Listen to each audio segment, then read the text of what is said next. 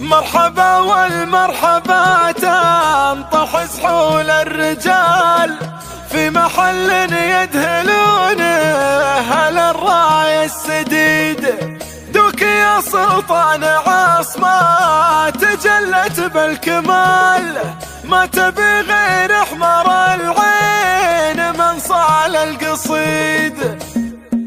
يا قصيد ما على حبكة بيوته جدال، يكسب عجب الجماهير من سهل وعنيد. ان ورد ما يرد الا على العد الزلال، وان مدح ما يمدح الا خوي جنبه عضيد. دوك يا سلطان عصمة تجلت بالكمال، ما تبي غير احمر العين من صل القصيد. اتفاخر واتباهى واشوش مع الخوار، عقب اللي لا بدال الفخر داعي يحيد. مرحبا والمرحبا تنطح سحول الرجال في محل يدهلون أهل الراية السديد. في حفل من هو عده عضيد وراس مال، أبلج طيبه مرات ما هو كسب جديد. ذخر عود وافي بالفعايل والخصال، وبنايف جل عمره على الصحة مديد. خالي اليوم كل يحسب للريال، ما حسب للمال دام النعم عنده رصيد. لا نصاه اللي همومه على صدره جبال، يكفي وهدى له البال مرتاح وسعيد. يومها في ظهر بنت العبية والجمال، انشد التاريخ عن بدر فكك الحديد. بالنشل والاسم يكفي لي حل السؤال، اسمني يفك النشايب واذا كبرت يسيد. يا قصيد ما على حبكة بيوته جدال، يكسب عجب الجماهير من سهل وعنيد. ان ورد ما يرد الا